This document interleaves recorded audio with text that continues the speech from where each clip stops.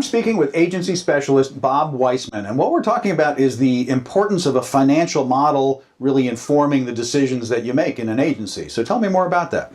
All right, Marcus. Well, of course, as we get ready to enter 2015, as an agency principal, if you haven't built your 2015 plan already, you better get on it Time quick. to get moving. It's time to get ready. It's time to get to it. And what I always tell people is the financial model, which isn't the most fun by any sense, informs all decisions. It helps you understand where what you need to do in the upcoming year. And wouldn't it be nice?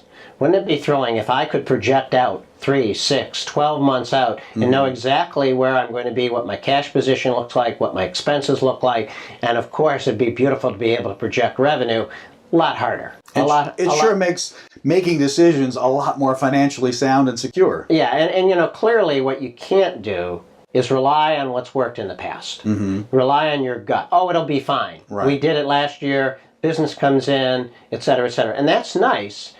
But if things have changed? If it were me, I wouldn't count on those things. So ultimately, what I always tell people is make sure, let's look at your financial model. And I know it will change the minute you put it on paper. But let's look at the financial model because it will inform decisions. It will inform how much money can I afford to spend in marketing? Can I budget for marketing? Right. It will inform, can I add people? It'll inform my headcount scenarios.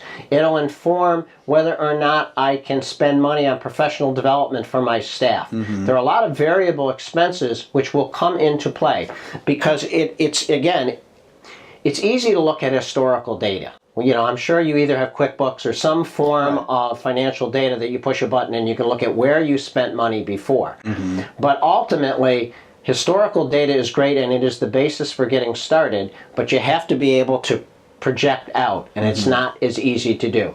Well, one of the powerful things is once you've built that model for an agency you're working with, a new variable comes in and you can change it, and instantly I can see the impact on the future by changing that variable, which is really powerful. Right. So as we build that model going forward, what do? All right. Well, first of all, we project our revenue. And I always tell people to project your revenue 2 ways. Do it top down, which simply means take your gross income level from 1 year and multiply it times a multiplier, which is your growth factor. Maybe it's 20%. So we're 20% higher, 50%, whatever the number is.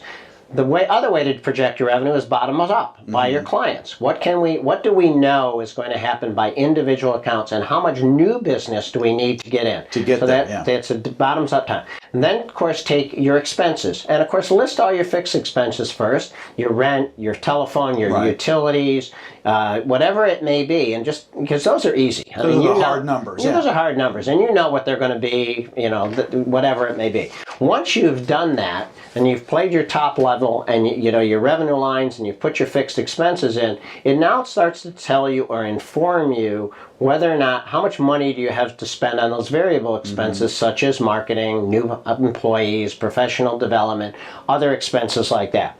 Okay, so you've determined your variable expenses and you build that into your model. Well, now having this profit and loss model is a nice thing. It's wonderful and you should have it. But reality is, what's more important is your cash flow. Right. So what you do is you take your profit and loss statement and you transform that into a cash flow. You know how much money you have in the bank.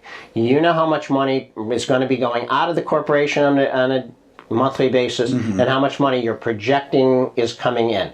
So what you do is you build your cash flow model, and that's the model that I think informs what you can afford to spend going forward. I know that's what I do about my own home and various. It gives you a longer vision, and what you want to be able to do is know comfortably, I have enough cash 3, 6, 12 months out instead of 30 days, right? To run an effective business. And how am I going to get new business development? Well, I got to spend money to get new people in, and that's my marketing budget.